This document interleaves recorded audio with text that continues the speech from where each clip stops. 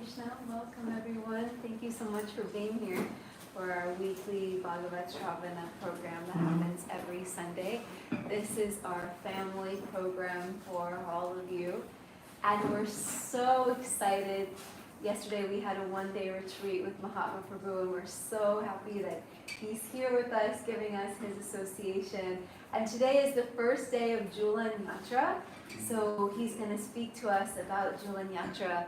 And then at 12:25 we're going to set up for the Julan Yatra, and we're going to have Kirtan and the first day of the Julan Yatra, which is very, very, very, very special. Just to tell you a little bit about Mahatma Prabhu, if you don't know him, he was born in sunny LA.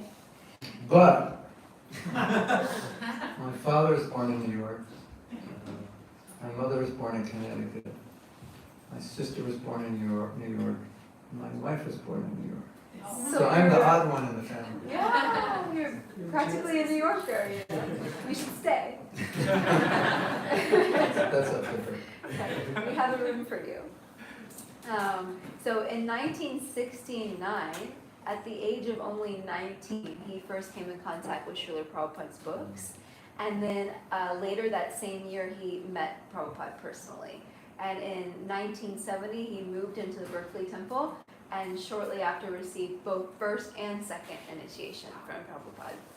He went on to do a variety of services, including book distribution, Sankirtan leader, temple president, college preaching, congregational development, and various educational projects. And this has culminated in his life's work, which is really his heart, of developing workshops, social media, online courses, and books, both for devotees as well as the general public through his company Sattva. And later Janaki will be selling his books and can also tell you about his, that's Janaki, hi Janaki. And we'll also be able to tell you about his website and his books and all of the amazing things that he does, courses that he has.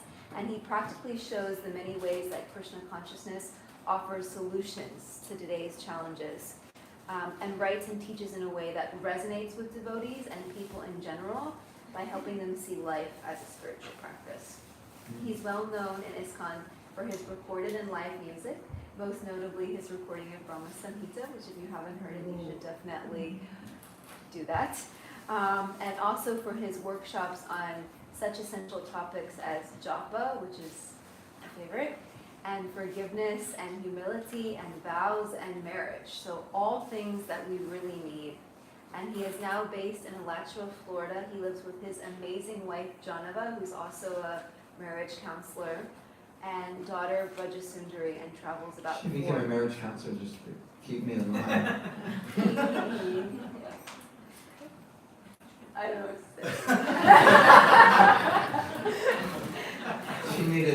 She tried it before, but now she has like research and statistics. Convinced me. Yeah, she's also super amazing, so please come Prabhu and speak to us.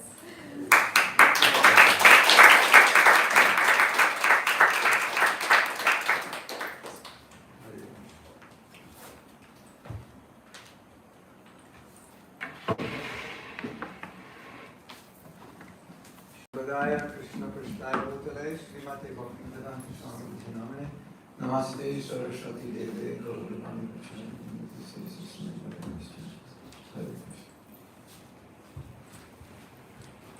Panchakabhutamatascha Kripa Sindhudeva Cha Patitanam Pavanebhyo Vaishnavebhyo Namo Namaha. Mukham karoti vachalam bhagavate girim kripatamaham vande Sri Guru Dinatana. So I was asked to speak about this festival. There's not a whole lot to speak specifically about the festival, but we can speak about ideas that surround it. Julan is a swing, and Yatra means festival. And what's interesting about this festival is that in India, they look for reasons to have festivals. So it doesn't really have to be anything special. It's just like, on this day, Krishna, what would be an example? Well, of course, Krishna likes to swing with Radha, but we know Govardhan Puja. This is the day Krishna did the Leela of lifting the hill. So that became a big festival. So basically all these festivals, they celebrate something that Krishna did, and they have seasonal festivals in Vrindavan. Vrindavan is where Krishna was raised. And so it's kind of almost like they're looking for an excuse to have a festival.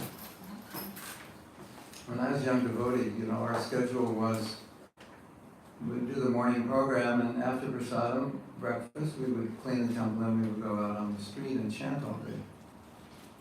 And we'd come back at night, and we'd chant more.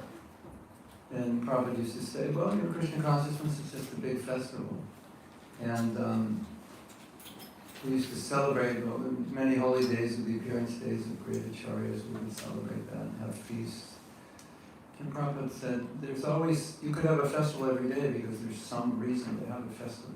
In our lineage, there's something to celebrate. And if there isn't something to celebrate, we'll make up something to celebrate. Because we like to celebrate. We like to dance and chant and glorify Krishna. So that's the origin of this festival, was to take a pastime, an activity, a leela, and then create a festival around it. But I think this festival is unique amongst all other festivals because we all get to participate in it. I guess with Jagannath Festival also, we get to be Jagannath. So when you have a festival like this, where Krishna, the deities will come out, they'll go on a swing, and we'll all get to swing Krishna like we're in the spiritual world swinging Radha and Krishna, which I don't even know if we could do in the spiritual world, actually. It depends on your relation with Krishna and the ticket you get, but if you get in this line or that line, depending on your relationship. But here, we're all going to get to swing Radha and Krishna, which is quite amazing if you think about it, isn't it? So, I have to tell you why it's amazing.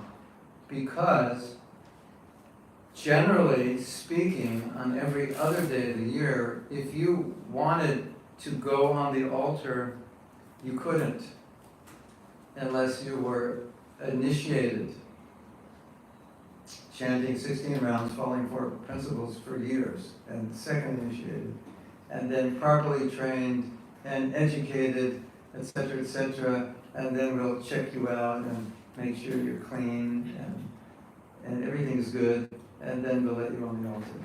That's what's required. It's not like anybody just goes on it. And the idea is that God is pure, and so we need to be pure to approach Him. And of course, everyone can chant, but this form of worship is meant for those who are on a little higher level in training. But today, everybody gets to engage in worship by swinging around Krishna, so it's very special for all of us. Otherwise, we wouldn't be allowed to do this. So, now, as I said, they like to, think of some reason to have a festival. And you may have heard this, but when Krishna was young, his father was a cowherdsman. His father had hundreds of thousands of cows. So when he was young, they gave him the calves. He wanted the calves, and they would take them out, and then when he was a little older, he would take out the cows. And he would go out with his friends, and he would do all kinds of amazing things. And then they would come home in the evening, and all the friends would tell their mothers what Krishna did. And then they would write poetry, they would write songs about what he did. They'd write poetry, and then they would turn them into songs, and they would sing.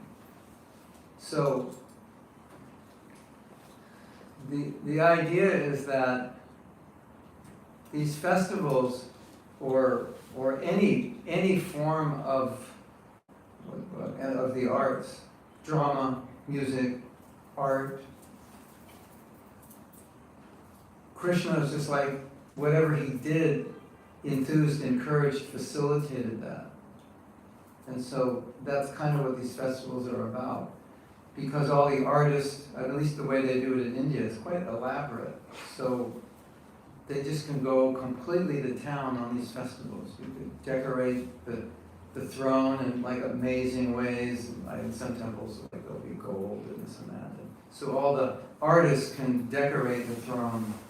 You can have dancers dancing the Leela. You can have musicians singing the Leela. You can have comedians making jokes about the Leela.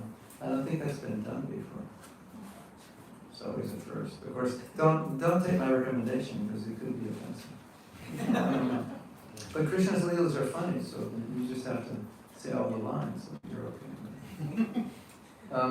But these festivals, at least as they're done traditionally in India, they give opportunity for everybody to engage their talents and abilities in service, because otherwise our talents and abilities will be used for something, of course, but these facilitate being able to use them in service. I don't know if you know this. It's very interesting. There's a temple in India called the Jagannath Temple in a place called Jagannath Puri. Most of you must know about that temple. And in that temple, they make offerings of food called bhoga to the deity every 20 minutes. I don't know if it's 24 hours. Does anybody know? Does it stop at some point at night? Last darshan is midnight. And the first, so it's between 12 and like 4, there's, yeah. 22 is close. 12 to 2, but it's like every 20 minutes when the deities are awake. And here we make maybe 6 offerings in a day, and they make 54. The reason is because there was a king this is maybe 150 years ago, the king in Jagannath Puri was very licentious. And so the king, he's wealthy, he has all this money, and he was wasting it on whatever you do if you're a king and you have a lot of money. And one great devotee, Bhaktivinoda Thakur, was put, he was a magistrate, a judge, but that also meant he was in charge of the temple. And he made the king, they weren't doing 50 offerings, he made the king do it so he would spend his money on the deity rather than on being a playboy or whatever he was doing. So that's the idea that, we have all this energy, we have this talent, we have this wealth in terms of money or other forms of wealth in terms of our abilities, ingenuity and so forth. So these festivals are meant like facility that everybody could utilize their talents and abilities in serving Krishna. And therefore, I think that's why Prabhupada said you could have a festival every day. In the spiritual world, there is that's what it is basically, just a big festival all the time. And that's the beauty of Krishna consciousness. Whatever you have, you can utilize in glorifying Krishna and become advanced, purified, elevated, happy, ecstatic. And any of you who have done this, you know what I'm talking about. I was just with Satyaraj Prabhu. Satyaraj Prabhu, he writes a lot about the history of Gaudiya Vaishnavism. The Hare Krishna movement is technically, academically known as Gaudiya Vaishnavism. That's the technical name. So it's got a long history. And he said, for many, many years of his writing, he's just studied the history. He never went to college.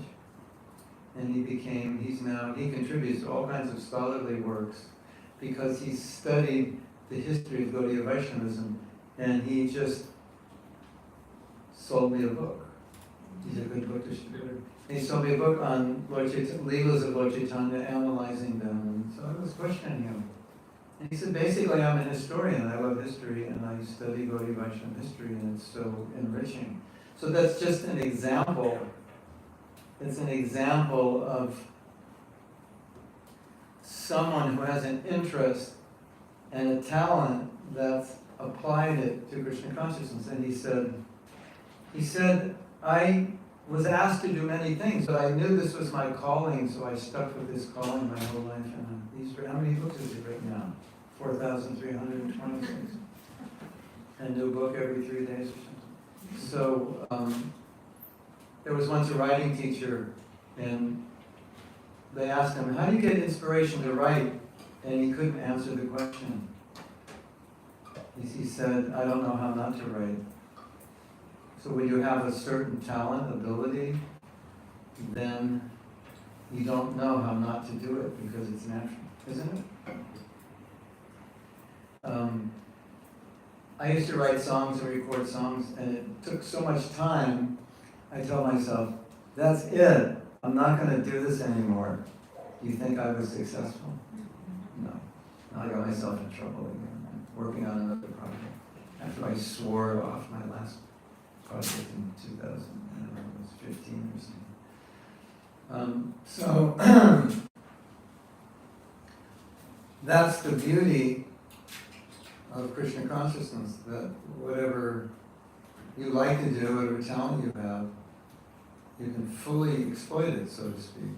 And these festivals provide opportunities to do that. And so the more festivals, the bigger the festivals, why not? The better, because you can engage more talents. You can all be engaged in some way. So I would encourage all of you, whatever it is you like to do it fully, at least as much as you can. Do it for Krishna. Figure out how to do it for Krishna in some way. Because you will become so inspired in spiritual life. Like we all have a natural inspiration anyway, but when we do it for Krishna, it becomes different than when you're just doing it ordinarily. So let me give you an example. If you're a musician, you'll understand this, but I think if you're not, you'll understand it anyway.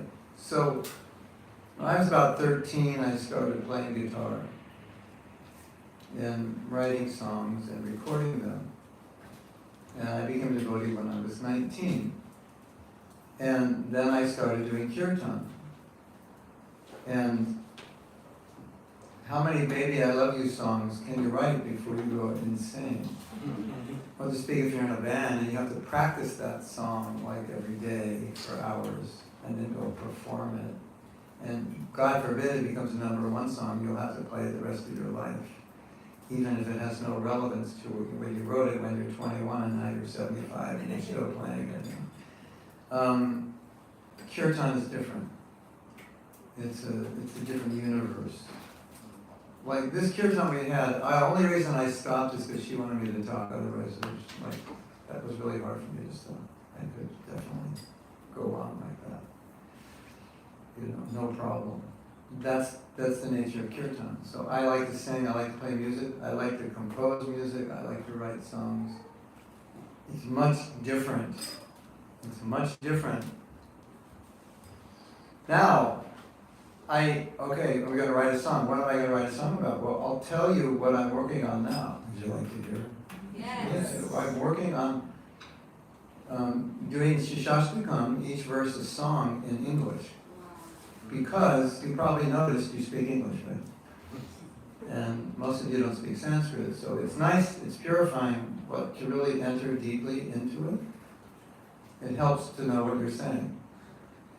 And so when I first performed one of these songs in English, after I performed just one verse, I said, did you get it? And everybody said, yeah, I got it. In a way I never got it before, which is what music does, because it carries the emotion of the song. But what was so beautiful about it, because these prayers are very elevated, they're very deep. The whole philosophy of Krishna consciousness is contained in these 8 prayers. So now that I have to put them into music, I have to think about these prayers all the time. And I had read commentaries on these prayers and other songs written about these prayers. And so it's so beautiful. I just get so absorbed in it. I love the Shishastakam. I could sing it and talk about it forever. And maybe I'll play it. Yes. Yeah. Why not? It's supposed to be on a keyboard, but We can get it. So ultimately, when Krishna comes and performs his leelas, they're just really facilities for us to engage ourselves. We have a godbrother named Kalakanta Prabhu. He went through all the Bhagavatam and turned it, and the Bhagavad Gita and the Bhagavatam and turned every verse into poetry. I think every verse. I don't know how he did it. He must not sleep or something.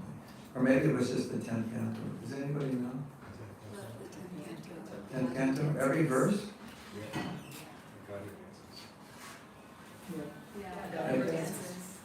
Every verse of the 10th canto. That's insane. What a meditation. And then he did Bhagavad Gita also. Yeah. I did, yeah. So what a meditation that is.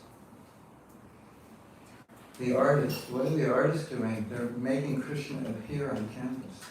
And then they're dressing him. Basically, Prabhupada said painting is the same as deity worship because you're dressing the deity, you're dressing Krishna with a paintbrush. What a meditation. I'm really envious of the artists because I can't paint, I think. They're spending days, hours, days, weeks, months. What are they meditating on? Krishna, painting his eyes, painting his feet. Wow. What a meditation. Isn't it? And my daughter, she loves to dance. If she's dancing, she's happy. Not that she's not happy when she's not dancing, but she's really happy when she's dancing because that's her element. And there's so many pastimes of Krishna you can enact. Want to do something funny? Gotta not feel like this. When my daughter was, I don't know, 6 or 7 or 8 or something, Hare Krishna.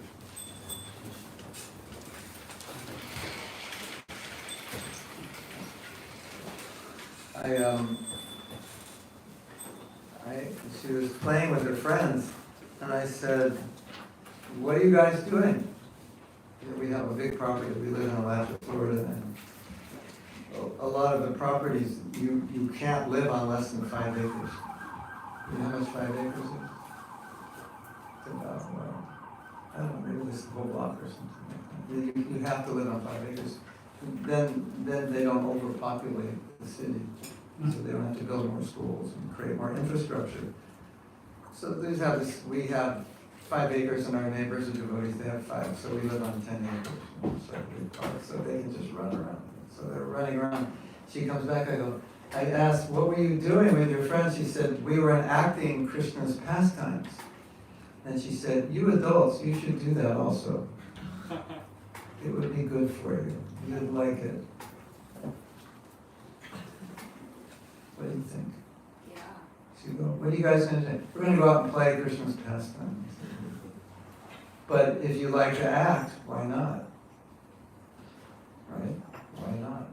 If you like to act, you got a lot of material, right? There's unlimited. If you like to write, you can write the rest of your life. If you like to dance, you can dance the rest of your life. You can sing the rest of your life. If you like to cook, you can cook the rest of your life. If you like to make money, there's a lot of projects that need to be funded. It's like unlimited, isn't it? And so when Krishna comes and performs all these pastimes, he's doing it to facilitate us so we have something to do in the service, because if we don't have something to do for him, we're going to do it anyway, right? If it's not Krishna, I love you, if I can't sing Krishna, I love you, what am I going to sing? Baby, I love you. Don't leave me. Or baby, leave me, one or the other. Don't leave me or leave me, or I'm leaving you, or something like that.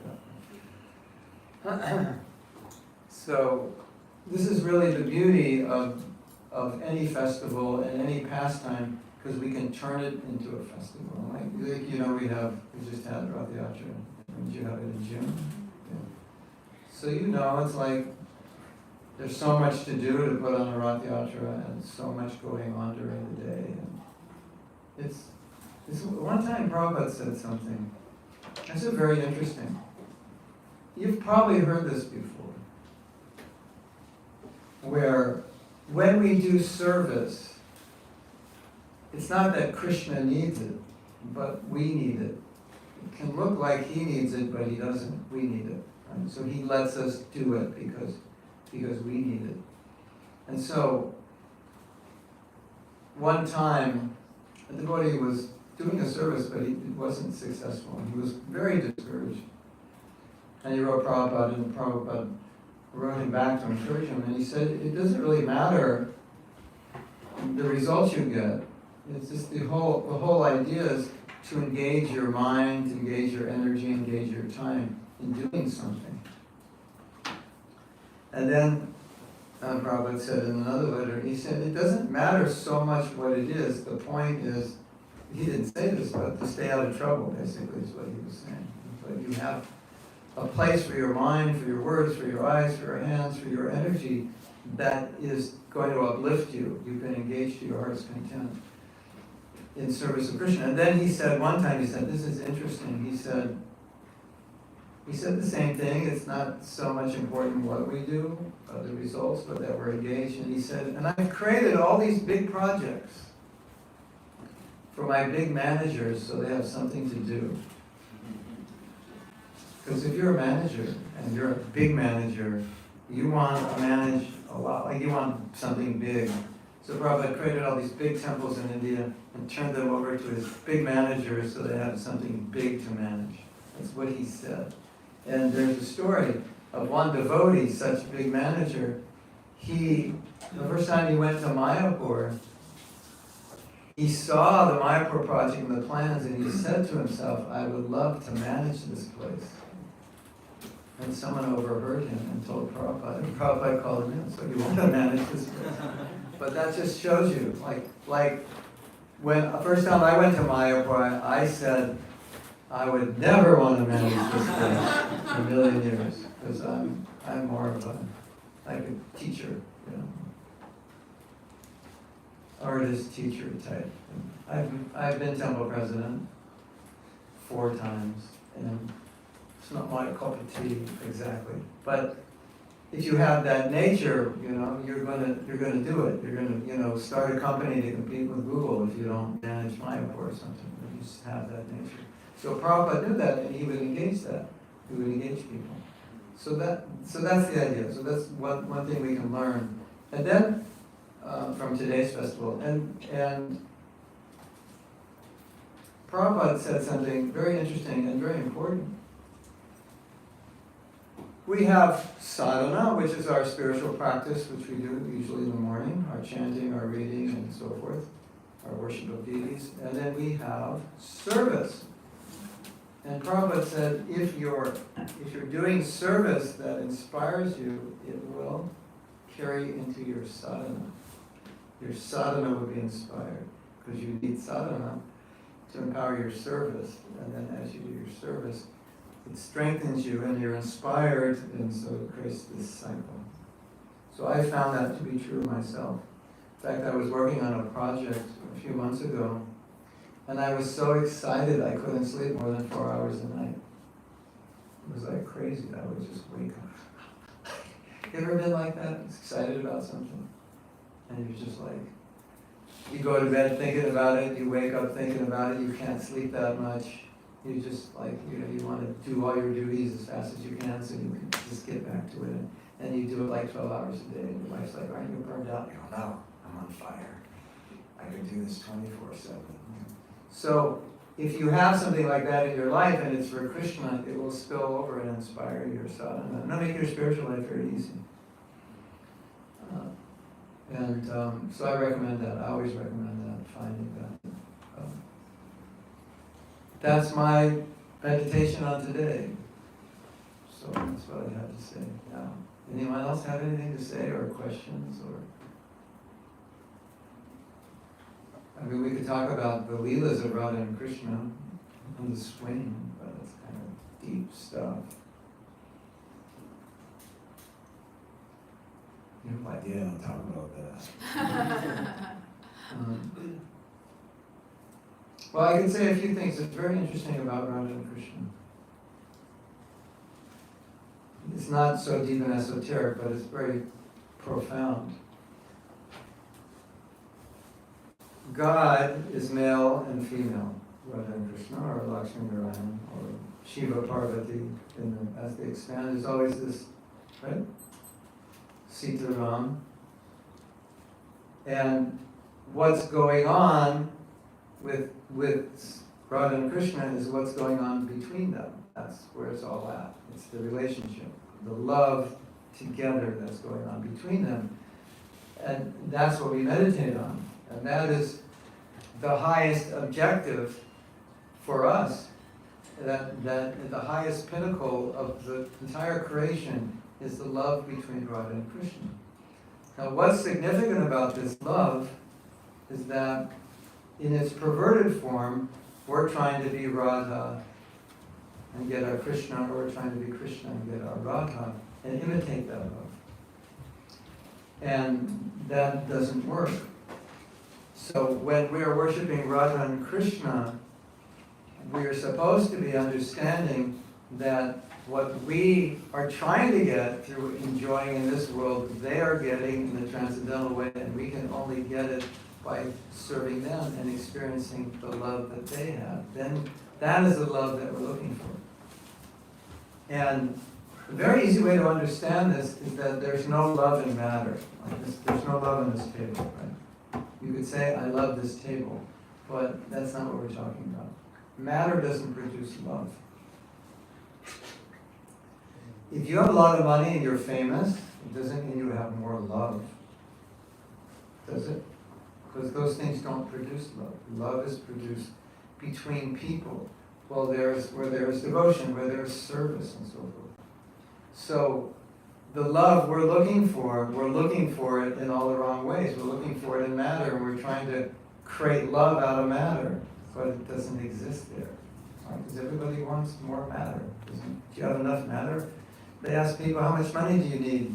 They said, well, 15% more than I have, then it'd be okay. So I need 15% more in my bank account. And that was true for the poorest man on the street and the wealthiest man in the world. They all said 15%. Right? So everyone's thinking, okay, well, so what are you thinking you're going to get with 15% more? You're not going to get more love. That's for sure. You might get a bigger apartment, but you just have more to clean. But it's not going to produce more love. So the love is there between Radha and Krishna, and then we can enter that love affair by serving them, by glorifying them. That's how it works. So when you see Radha and Krishna, you can be thinking in your mind, okay, don't try to imitate this, just try to serve it. Because your whole material existence, you've been trying to imitate it, you probably noticed it doesn't work. Have you noticed? It doesn't work to imitate it. You've noticed, right? Yeah. We together, husband and wife, we serve Krishna together to help them in their love, and then that's how we get that love, and that's how we become satisfied. Otherwise, it doesn't work. So, sometimes I think that when I look at Radha and Krishna, it's like, here's the supreme male and the supreme female. And they really know how to enjoy. They know how to do it in style. And we enjoy by hearing how they enjoy. So like, you're going to get to swing. The swing, it seems like, well, that's like, what little girls do when they play house or something. Swing your baby in the crib. This is a whole different thing. We're going to swing, but we're going to be engaging in enhancing their love through our service, because they like their devotees to serve them, and it enhances their bliss, and automatically you'll feel blissful just by swinging a swing. Who could imagine, right? What did you do today? I went to the Hare Krishna temple. What did you do there? I swung a swing. Swung. I swung. I am swunging. I swung a swing, or I did something with that swing. Right? I swung a swing. Like really, it was deeply ecstatic. You can't believe it. Just by swinging this swing, you're ecstatic? Yeah, because I was engaged in enhancing the love of Radha and Krishna, and I became ecstatic. And so That's like the essence of spiritual life. You enhance the love, the service of Radha and Krishna, and everything comes from it. If you try to get it for yourself, it's really, have you noticed it's hard to get? Yeah. You've noticed, yeah. You wouldn't be here if you didn't notice, yeah. It's very hard to get it. Yeah. All right, I've said what I wanted to say. Now, yes? What is the, we could swing Radha Krishna later and have fun doing this. But what is the best meditation? Where should our mind be while we're doing Good it? question. I can tell you what I think of when I'm doing it. I think of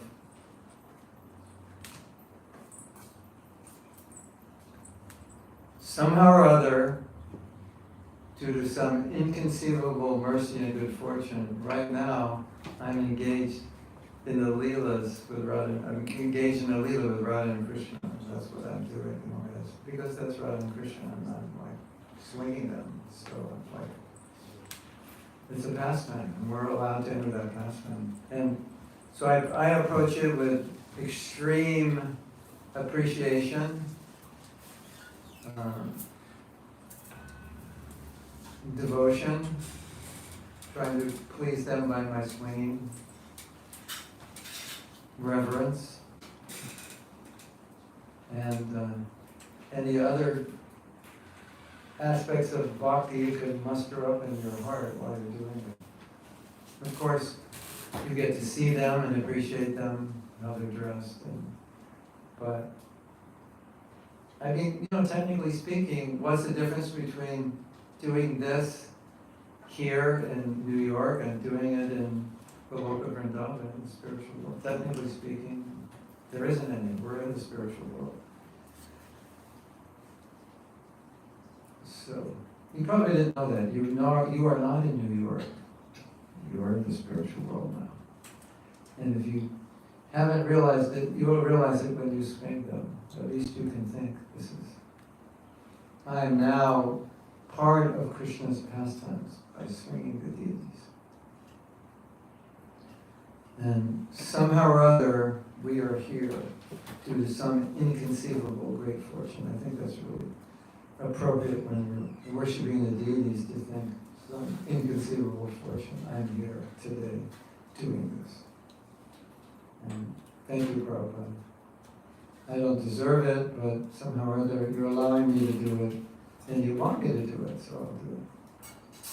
Not like I'm taking advantage. You want me to do it. And Krishna, thank you for letting me swing you. You're so merciful. You come and swing with Radha and Krishna, and you say, okay, you can swing me. Without really much qualification. That's the point. Right? We're all here, qualified or not. He's going to let us do it. That's amazing. Isn't it? Yes? Hare Krishna, thank you so much. So you brought up so many beautiful points, and one of the points about just clarifying, you said don't imitate, but you also said it's good to reenact, and then versus entering. Tell me more what I said. I don't have a good memory. Okay, so you talked about like not imitating the pastimes, but you said you guys should reenact them and like, you know, perform and do these things. And then sometimes you hear about entering. Imitation means, I think, you know, I take Krishna's position, you know, like I'm going to find my Radha and we're going to, you know, try to do what Radha and Krishna do. So that would be imitation. You know, we have tried that, it doesn't work. We didn't know any better. We thought that's what we're supposed to do. That what your parents told you to do. Go out, be successful, enjoy, and find a good husband. Make sure he's got a lot of money, and you know, get a good education, get a good job, and you know, live it up.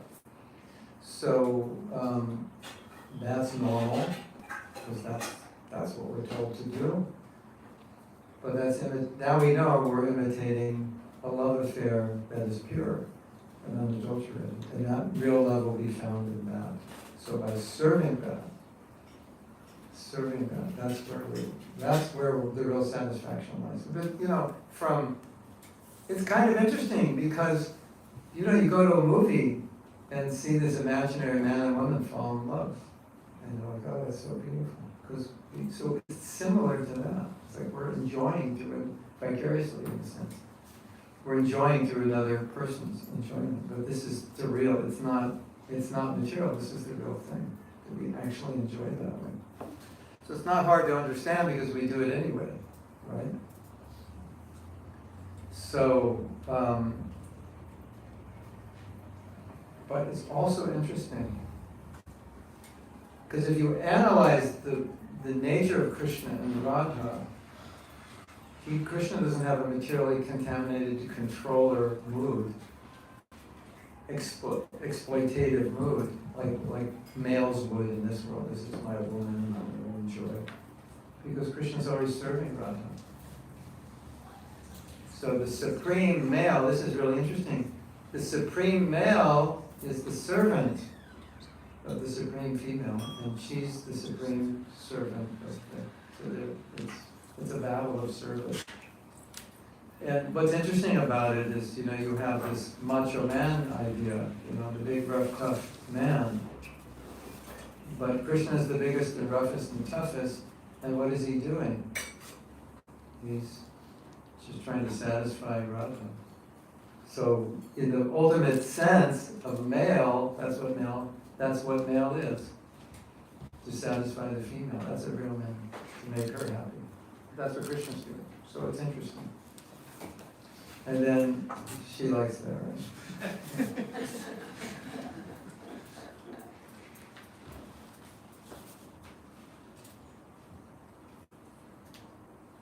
So in our trying to imitate it, we're not even doing a good job because we're not really even imitating. Like you say, I'm playing God. That's a negative to say I'm playing God, isn't it? Like controlling this. But it's funny when we say that because God doesn't play the way we're playing when we say I'm playing God. So, isn't that funny? I was playing God. I go, no, wait a minute, he doesn't play like that, the way you think. He doesn't control and harm people and manipulate and so forth. So,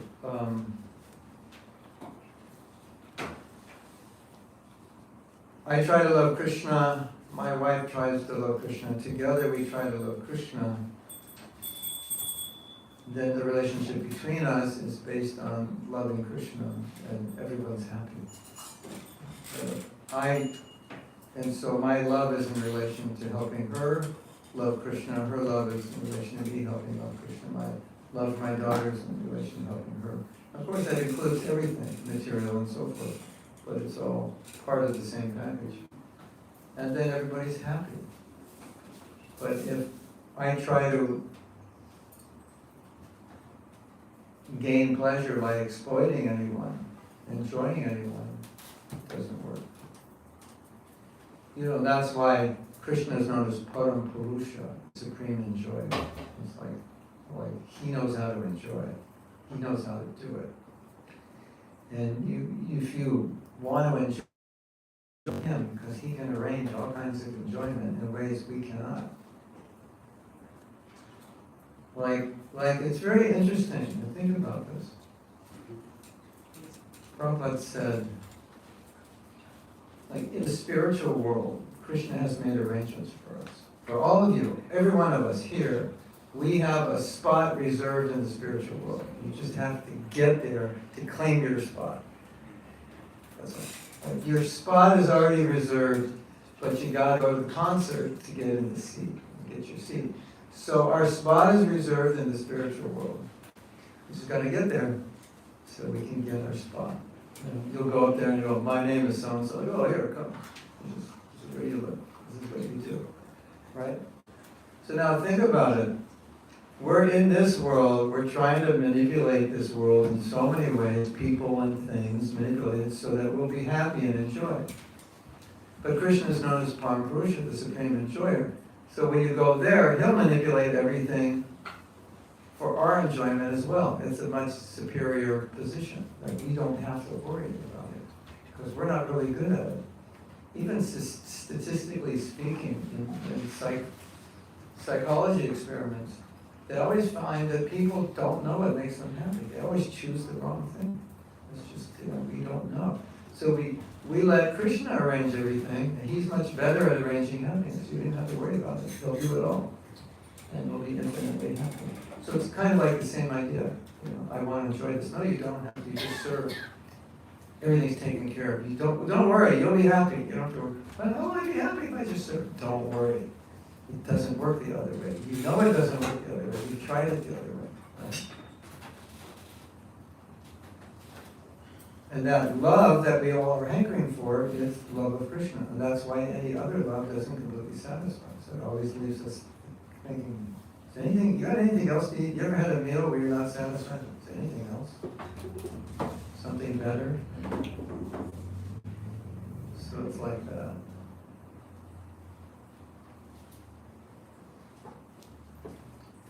So we get to swing the supreme couple, and you could be thinking, another thing you could be thinking, here's the supreme love affair. This is at the center of the universe, Radha and Krishna, the supreme love affair, and now we're going to partake in that today. We're very fortunate. Indeed. Yes.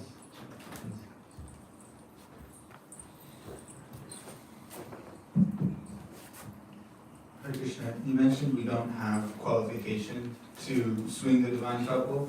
How do we gain qualification, or where does that come from? You can't gain it because you don't need it. You're just being here, that's it. You're qualified now, you came. Finished.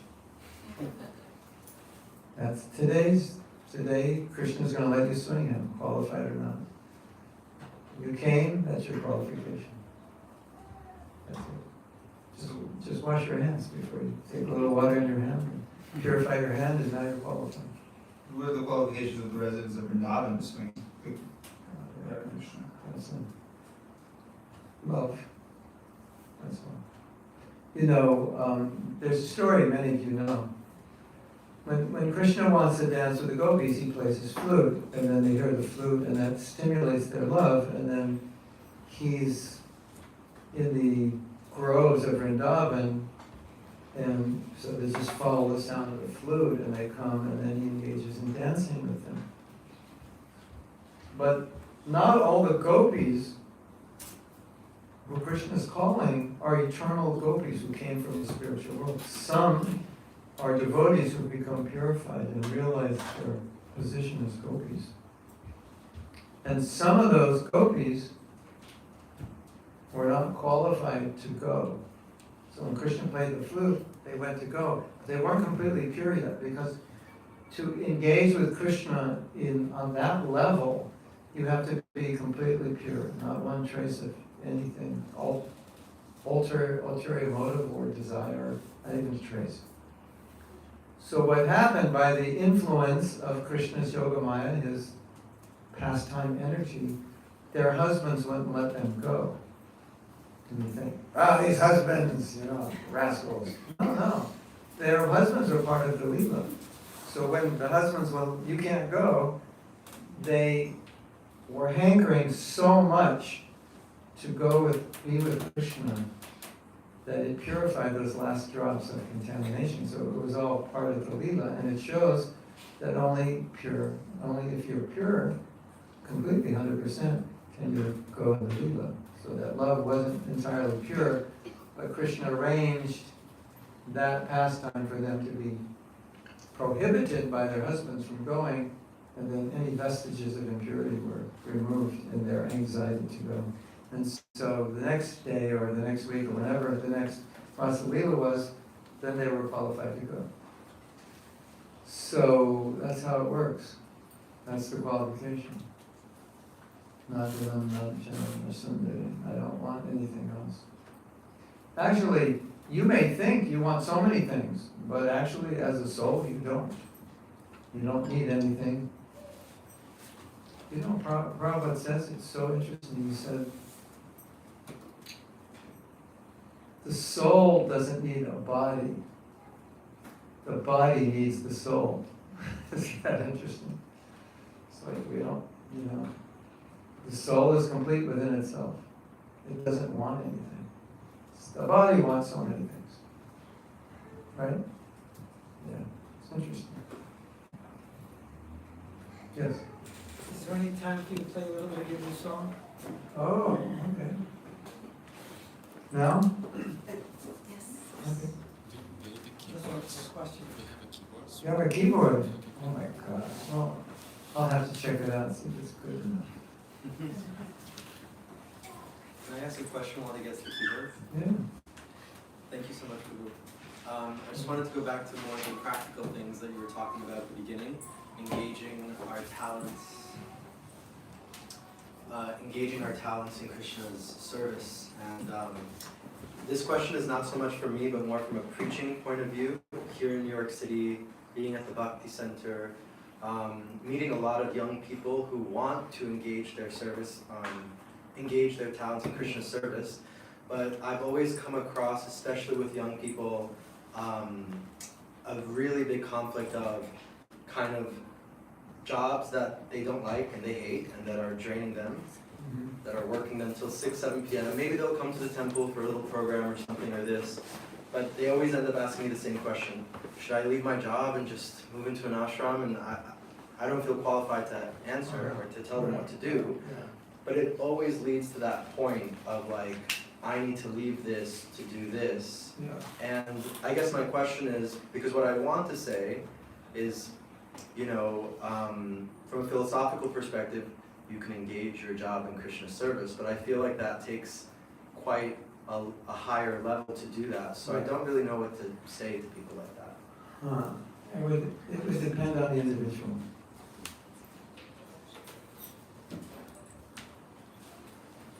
Wow, looks like a good keyboard. Did we need an amplifier for it, or it's got speakers in it? What?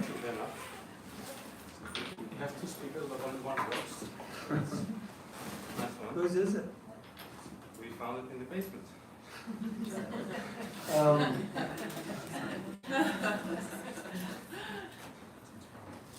This is a tough question, because you don't want to advise somebody to do something that's going to have long-term negative implications in their life. I could say a couple of things. You know, there's a couple of options. One option is, for some people, you can stop what you're doing for a year and live in a Bhakti Center and take it like a training, you know, an opportunity that you normally wouldn't have.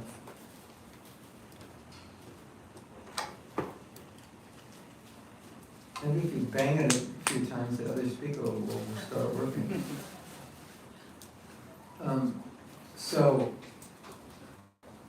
myself having lived in a temple and having dealt with many people who never lived in a temple, all of those of us who live in a temple know there's certain benefits you get and certain things you learn that would take you a lifetime to learn on your own. So, if somebody was able to do that, let's say for a year, and just keep on whatever they're doing, that would be, if they're able and they want to, that would be good.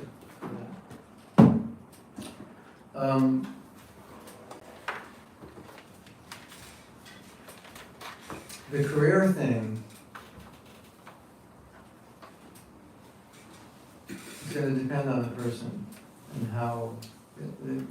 I think there's a certain mentality where you will figure out how to use your talent and make money, no matter come hell or high water, because you have that, let's say, determination and nature to be able to do that, and you'll just do it. Some people don't. So I wouldn't push anybody against their nature. I would try to find it out. You know, more of the Western mentality is find your calling and work, and that will be your happiness. And the other side, the other calling is make money doing something you hate, and your happiness will come from spending the money. Right? And so some people are okay with that. You know, it's like, yeah, I have a nice home and a nice job and it's secure and everything's good, And then I'll do some service on Saturday and Sunday in my free time, and I'm happy with that. I wouldn't try to make them unhappy with it. Well, some people, that's not their nature. I have this calling and I have to do it. And if I don't, I won't be satisfied. So it would depend on the individual. It says that I should move actually from the altar because it's installed the children here. Oh, okay. So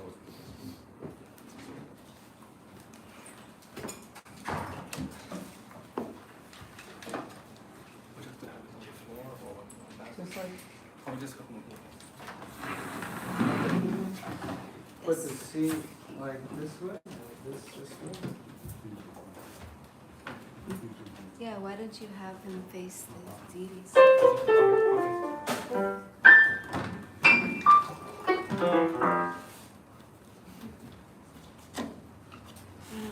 That needs to stay there. Oh, it doesn't say. Yes. Okay. So we have to see. Gonna sit this way? Am I gonna sit on this or that's too? No, the deities are gonna go there. Okay. Oh, I can sit on this. Okay. Yes. So this is,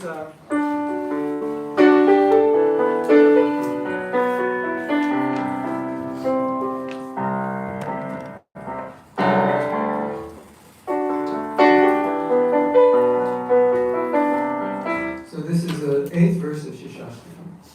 And I'm going to need your help in singing the chorus. so, The chorus is, the words in the chorus are, you will always be, you will always be, you will always be the Lord of my life. And the last verse is Shishastakam. Shishastakam was spoken by Lord Chaitanya. Lord Chaitanya is the incarnation of Radha and Krishna. But this last verse is actually a verse of Radharani. So he's speaking as Radharani, and just quoting her basically. And I've rewritten the verse to say, you can love me, you can break me, you can kill, you can leave me or embrace me, but you'll always be the Lord of my life, the Lord of my heart. We ended up saying Lord of my heart. It's actually Lord of my life, but it's the same thing. And then,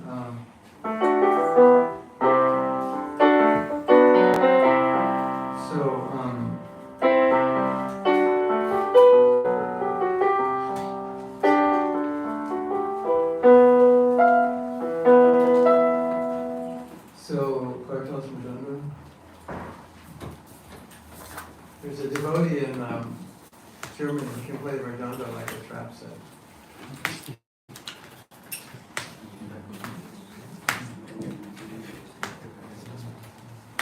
Anybody can do that?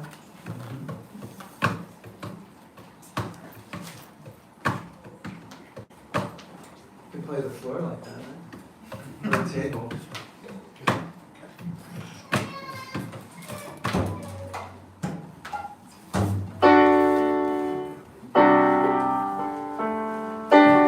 Let's see what happens.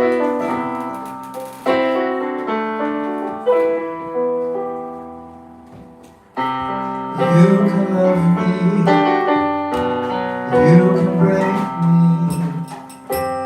you can leave me, or embrace me. You can do anything that you want, but you'll always be the Lord of my heart. Your part. You will always be. Always be, you will always be the Lord of my heart. You will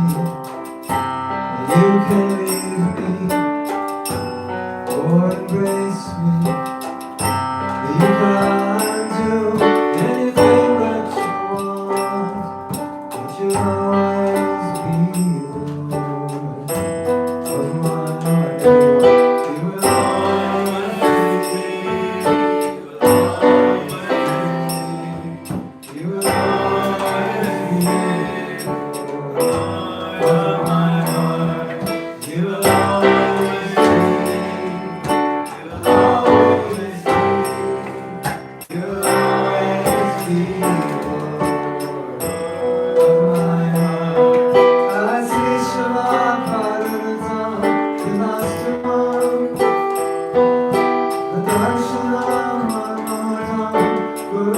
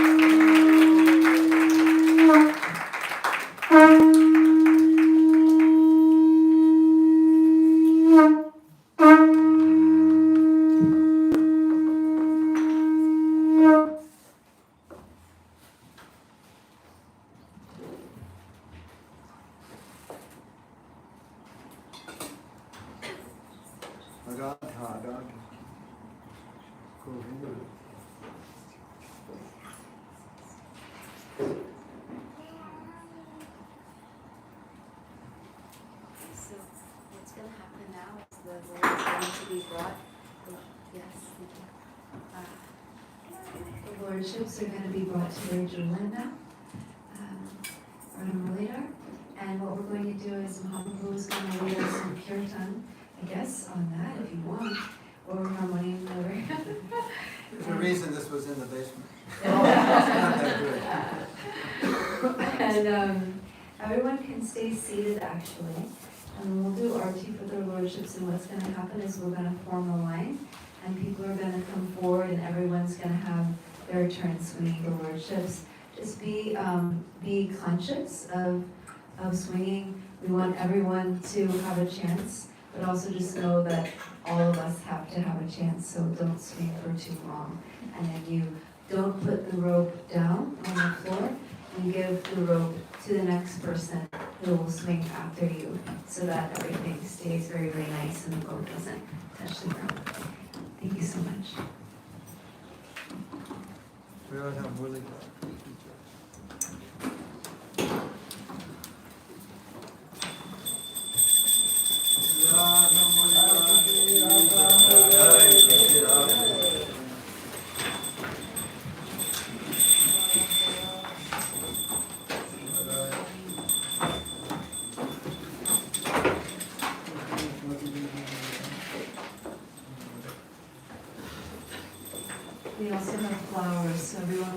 to offer a flower to their lordship.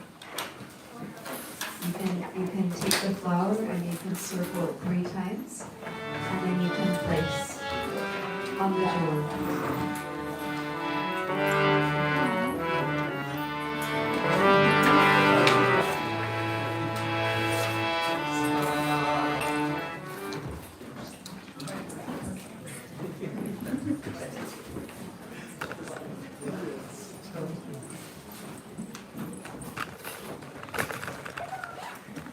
Don't come back and get you.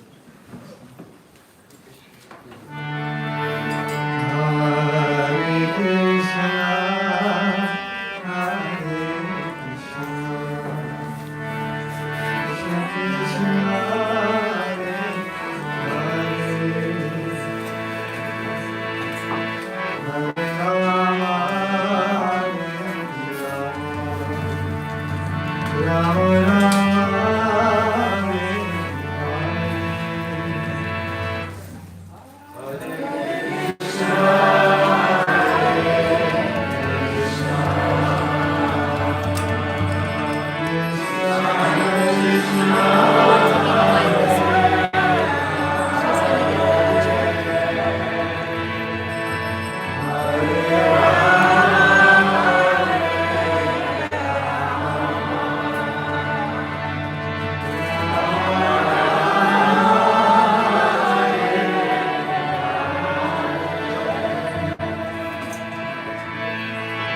Hare Krishna, Hare Krishna,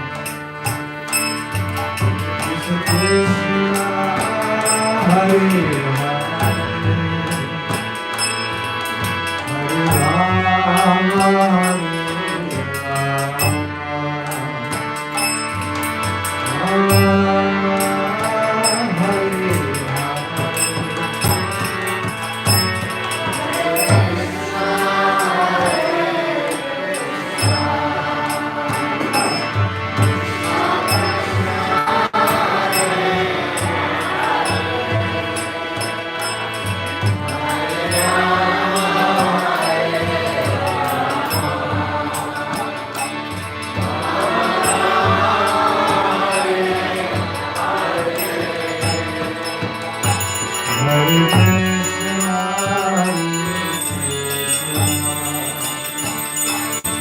Krishna Krishna,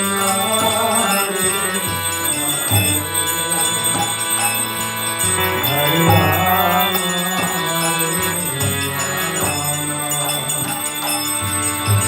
Hare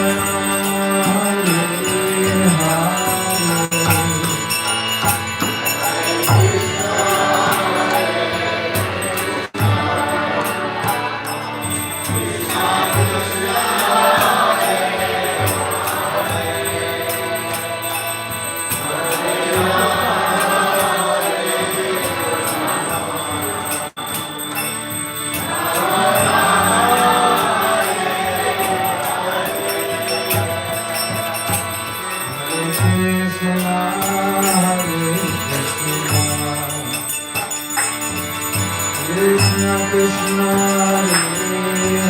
Hare, Hare Rama, Hare Rama,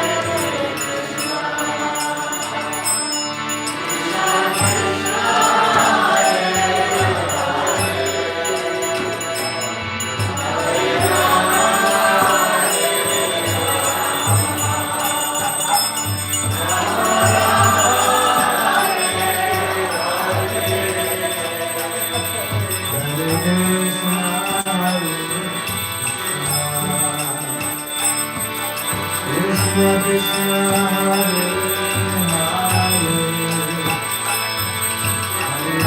Hare, Hare Rama, Rama Rama, Hare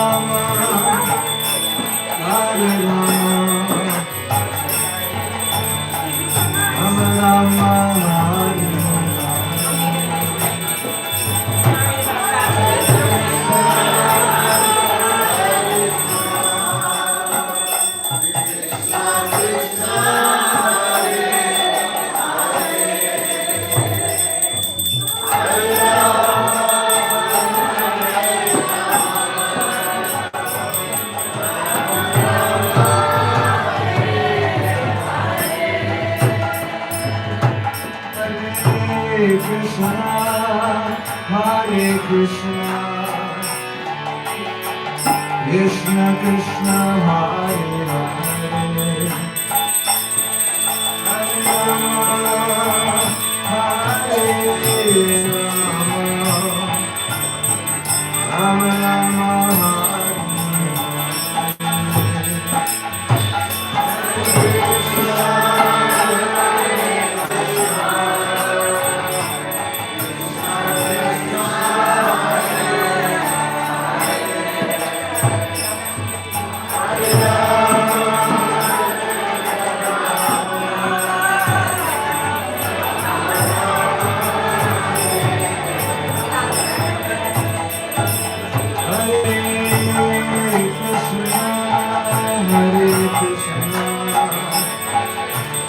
Krishna Krishna, Hare Hare,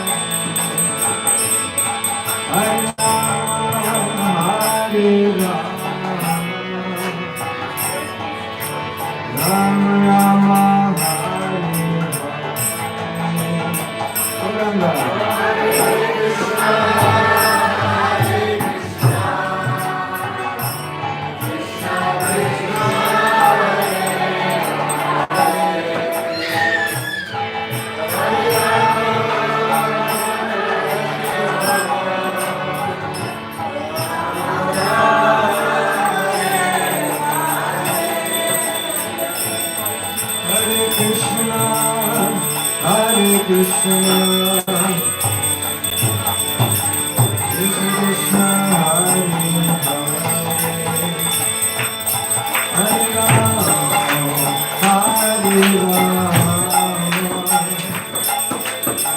Rama Rama,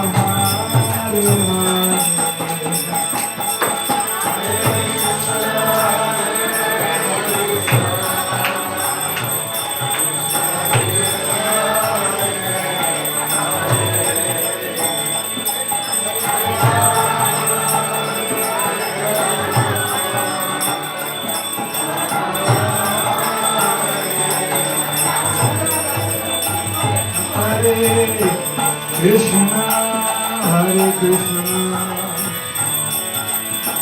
Krishna Krishna, Hare Hare, Hare Rama, Hare Rama, Rama Rama, Hare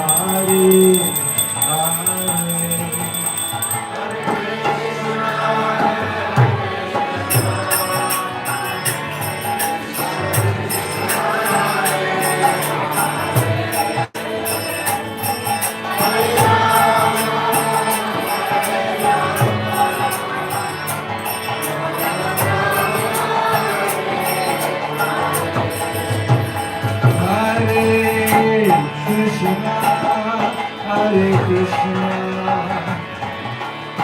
Krishna Krishna, Hare Hare,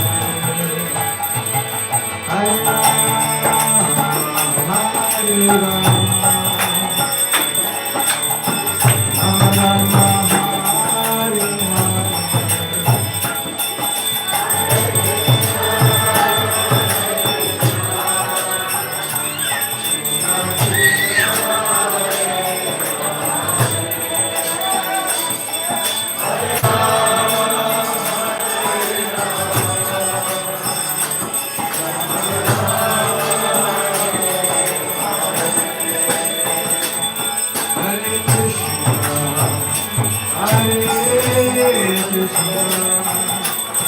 Krishna Krishna, Hare Hare,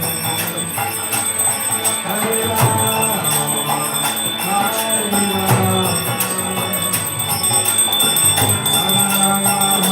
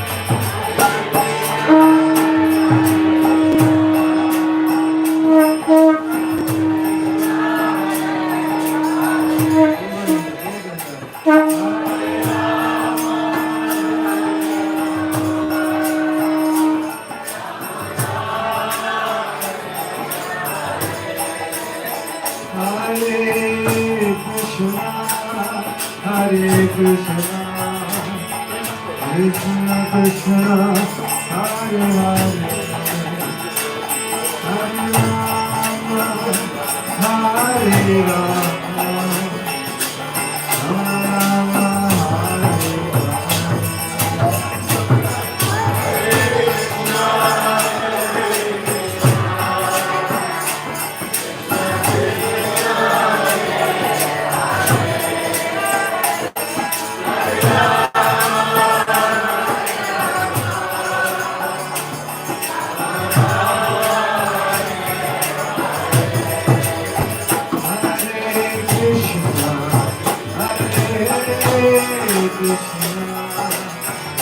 Krishna Krishna Hare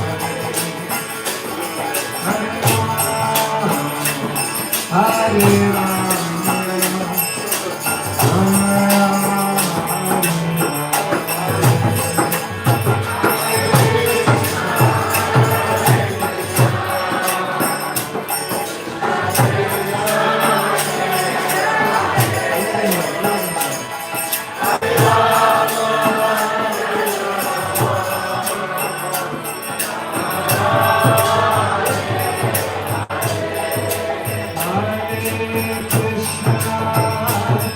Hare Krishna Krishna Krishna Hare Hare Hare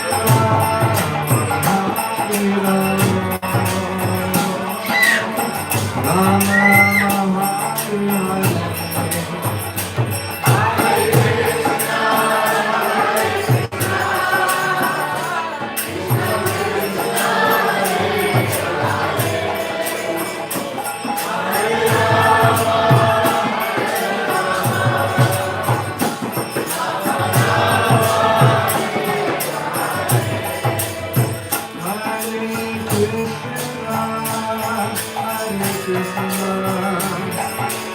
Krishna Krishna Hare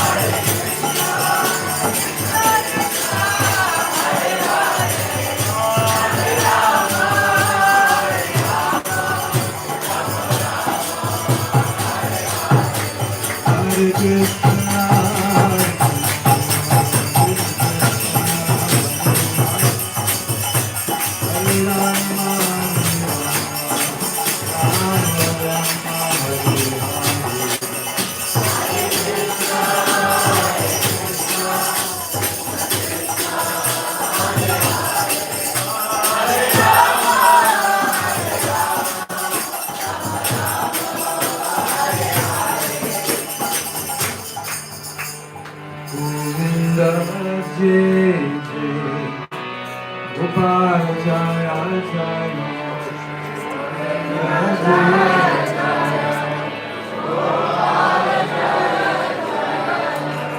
Govinda Jai Jai Gopal Jaya Jaya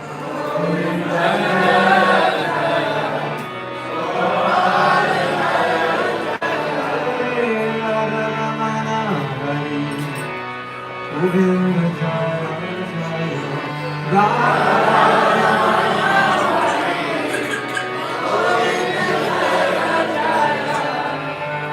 Radha Ramana Hari Govinda Jaya Jaya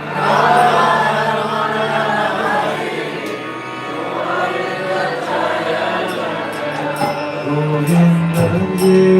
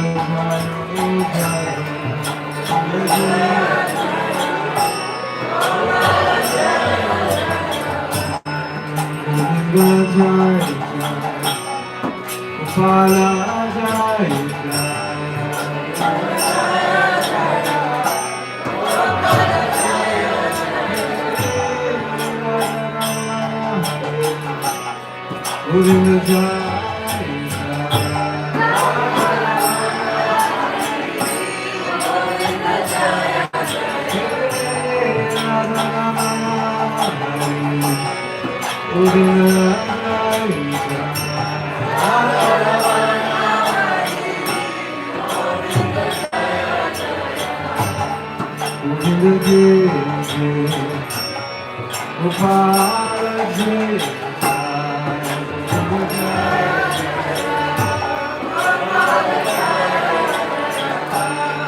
Govinda Jai Gopal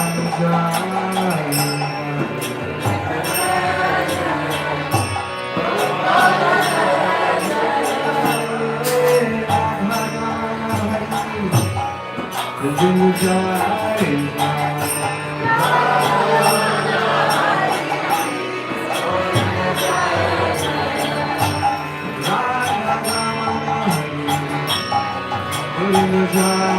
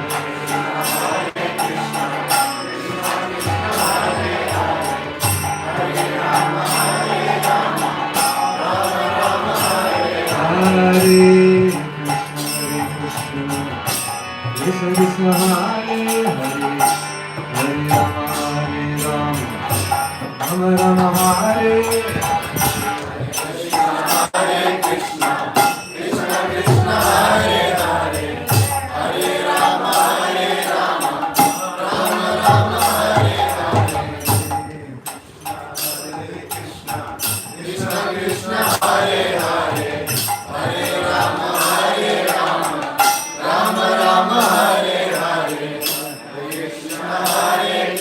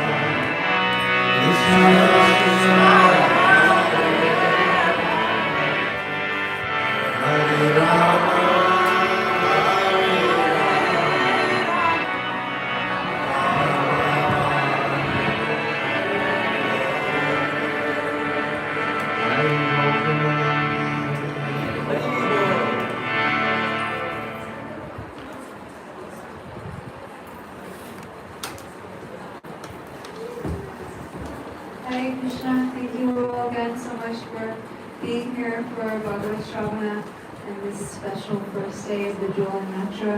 Big round of applause for Mahatma.